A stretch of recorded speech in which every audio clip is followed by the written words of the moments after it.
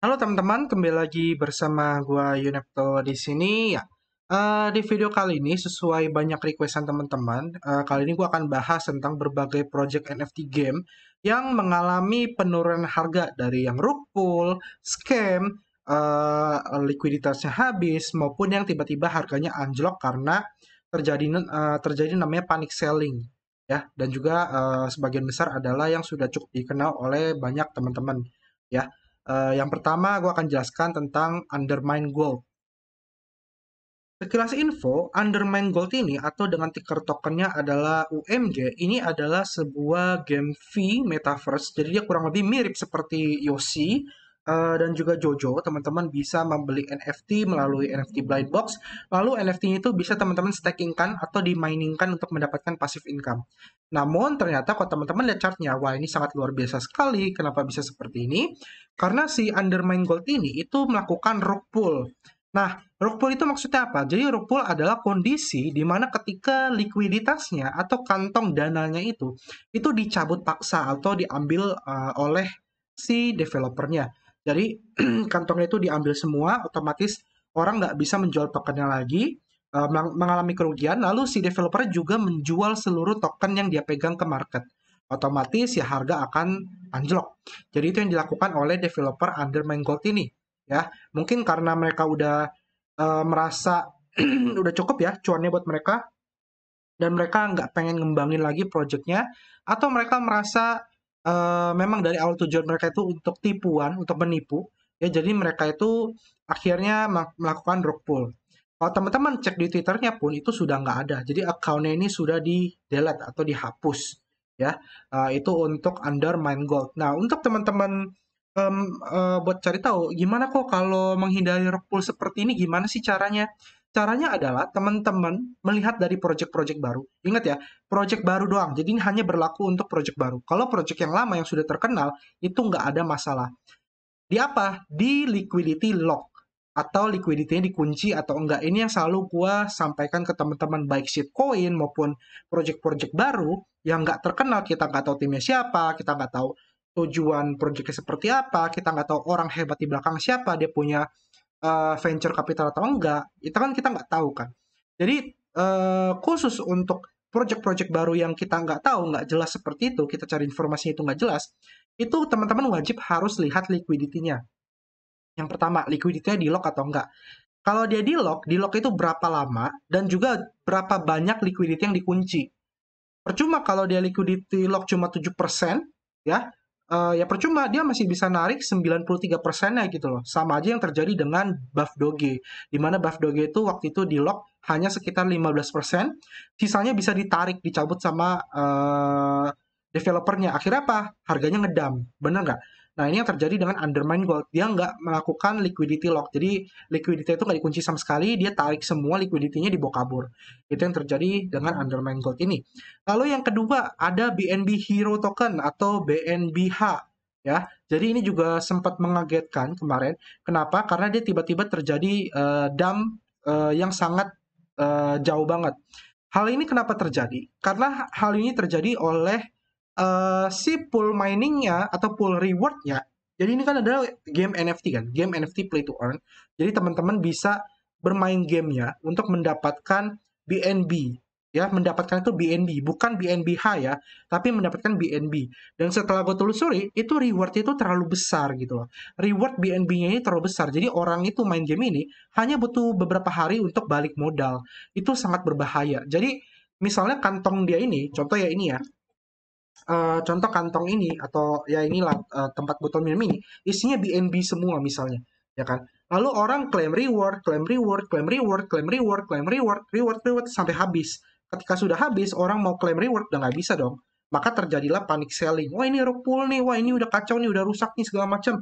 Akhirnya mereka jual-jual-jual, yang lain juga FOMO, food, ya bertebaran, akhirnya ngedam seperti ini. Jadi untuk kasus BNB Heroes ini bukan rug pull, melainkan food atau FOMO juga ya, takut karena mereka akan rugi akhirnya mereka jual cut loss atau gimana ya, pokoknya unblock habis-habisan kayak gitu. Nah, apakah BNB Heroes ini masih bisa balik lagi atau enggak? Tergantung developernya. Apakah mereka ingin melanjutkan, mengembangkan lagi atau enggak? Tapi terakhir ngepost itu mereka tanggal 2 Desember. Ya, ini ada indikasi bahwa developer itu udah nggak mau melanjutkan. Kenapa? Kalau mereka memang masih mau melanjutkan, harusnya mereka update di Twitternya, memberikan statement gimana caranya mereka akan berusaha untuk menyelamatkan project BNB Hero ini. Tapi mereka nggak memberikan statement apa-apa, ya, otomatis kemungkinan besar BNB Hero ini akan ditinggalkan oleh developernya. Ya, kemungkinan besar ya developer paling bikin project baru dengan tim yang baru atau anonim, kita nggak tahu, ya. Jadi ya teman-teman harus lihat juga gamenya. Apakah gamenya ini kalau gamenya bisa memberikan cuan dalam waktu singkat yang banyak, itu juga berbahaya. Ya, berbahaya sekali untuk jangka panjangnya. Ya, kalau teman-teman cuma jangka pendek, ya itu silakan, cuannya di awal. Kalau teman-teman yang player pertama atau bermain di hari pertama, ya itu cuan banget. Tapi buat teman-teman yang pengen masuk ke dalam NFT game seperti ini, perhatikan rewardnya, seberapa banyak yang diberikan. ROI-nya atau balik modalnya seberapa lama. Kalau BNB Hero ini kan paling cuma sekitar ya 5 hari, 10 hari udah balik modal. Terlalu cepat gitu loh. Rewardnya pun udah bentuk BNB, bukan BNBH. Harusnya sih kalau dia pengen jangka panjang, harusnya rewardnya itu udah bentuk BNBH, bukan BNB biasa. Karena kan buat jadi reward BNB itu, mereka harus menjual BNBH ini. Menjual paksa BNBH-nya ditukar dengan BNB, karena penjualan banyak otomatis harganya turun. Nah, ini merupakan kebodohan dari developer ya kalau menurut gua. Ya, kalau reward itu BNB terlalu berbahaya. Next, ada project selanjutnya itu yaitu Plan versus Undead atau PVU. Ya, PVU ini dia NFT game ya, dan dia juga akhirnya sekarang udah kayak mati gitu loh. Ya, teman-teman juga bisa cek di Twitternya, dia juga udah nggak ada update apa-apa lagi, sama kayak BNB Hero. Ya, kenapa ini terjadi? Kurang lebih sama, poolnya sebenarnya udah menipis, belum habis tapi menipis. Lalu yang kedua adalah NFT-nya ini nggak punya maksimal supply. Nah, ini berbahaya juga. NFT-nya mudah didapat, nggak punya maksimal supply, ya orang bisa cetak duitnya dalam waktu singkat, dalam waktu banyak, akhirnya rewardnya ini kantongnya habis gitu. Ngisinya susah, ngisinya sedikit-sedikit, tapi rewardnya yang digerusnya itu banyak, ngerti nggak? Jadi akhirnya apa? Akhirnya harganya terus turun gitu loh. Terus turun, turun, turun. Orang food, wah ini udah biar PVU udah gagal nih. Gue jual aja lah, jual, jual, jual, semua jual. Akhirnya anjlok. Itu yang terjadi dengan PVO. Jadi dibilang dia rug pull atau enggak, sebenarnya bukan rug pull, tapi lebih tepatnya food, FOMO, dan juga gagal. Ya, dia gagal, kurang lebih seperti itu.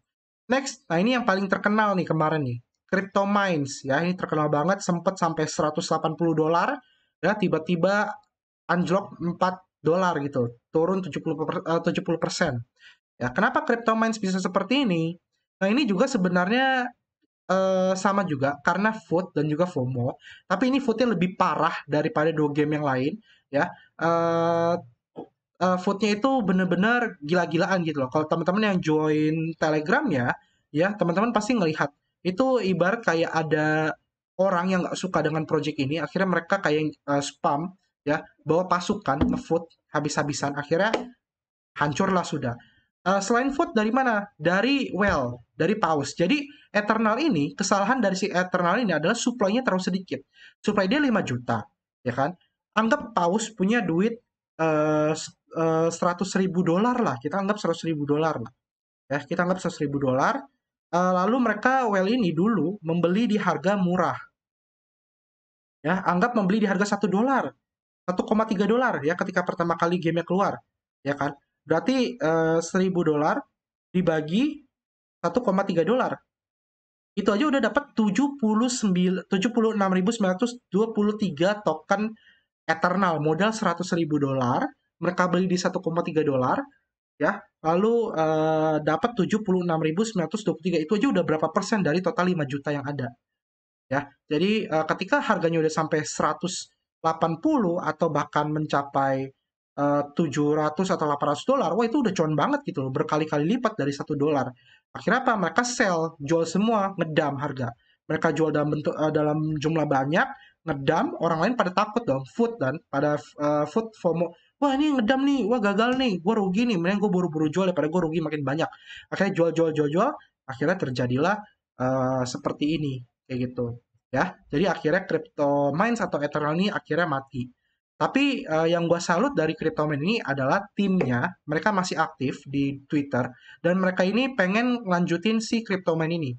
Ya, jadi mereka adain vote. Di sini ada Medium ya, teman-teman bisa baca, tinggal baca dengan teliti. Jadi mereka bilang tim mereka itu sangat serius untuk mengembangkan game ini. Jadi bisa dibilang mereka masih ada tanggung jawab lah ya. Dan juga mereka mengadakan proposal voting ya, proposal voting untuk menciptakan game baru ya. Namanya itu Crypto Mines Reborn. Jadi yang pertama itu Legacy, sekarang dia akan voting untuk menciptakan Reborn kayak gitu. Nah, kesalahan dari Reborn ini yang gue lihat adalah total supply-nya itu sama 5 juta gitu loh. Menurut gue ini adalah kesalahan besar kalau dia bikin tetap 5 juta. Karena mau gimana pun pasti ada whale yang masuk nantinya. Bener nggak? Dengan, wah well udah lihat, wah tokennya cuma 5 juta, terus harga satunya cuma $1 doang, murah. Market cap masih kecil, gue beli aja $100.000 atau $50.000 ya udah dapat banyak banget kayak gitu. Jadi mungkin ini adalah kesalahan cukup besar menurut gue untuk Crypto Mines Reborn kalau dia pengen bikin lagi dengan 5 juta token. Ya mungkin sebaiknya bisa ditambahkan 5 juta terlalu kecil lah. Oke, lalu yang next ada lagi Coin to Fish. Ya, Coin to Fish juga mengalami turun, tapi ini dia bukan rug pull. Malah developer itu masih semangat mengembangkan proyeknya yaitu untuk 3D Metaverse ya. Jadi ini kenapa turun? Ini turun adalah dampak dari Food FOMO. Jadi dampak dari Crypto Mines, PVU, BNBH, itu mempengaruhi game NFT yang lainnya. Nggak cuma Coin to Fish. Ada namanya Crypto Gods. Ya ini juga baru ya, masih baru banget bulan 11 ini juga unlock gitu loh.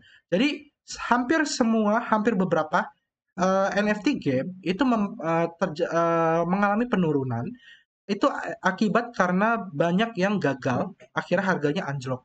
Jadi ya mereka takut FOMO. Nah, apa yang harus teman-teman lakukan? Ya, ini jatuhnya sih kalau teman-teman merasa nanti dia bisa naik lagi, ya silakan by the dip gitu. Tapi di project yang bagus. Tapi kalau teman-teman merasa wah ini jangan dulu deh terlalu berbahaya, ya udah silakan tunggu gitu. Mungkin bisa invest ke game-game triple A yang memang sudah jelas berkualitas seperti Axie Infinity, ELV ya atau Illuvium, tapi ya memang returnnya nggak akan sebesar dengan NFT game yang tadi gue sebutkan kayak gitu. Oke ya, semoga penjelasan tentang apa yang terjadi dengan dunia NFT game saat ini mengalami penurunan harga drastis selain karena downtrend karena ada food dan juga FOMO itu. Oke, thank you sudah nonton video ini. Semoga bermanfaat. Kalau ada kritik, saran, komentar, pertanyaan, silahkan tuliskan di bawah.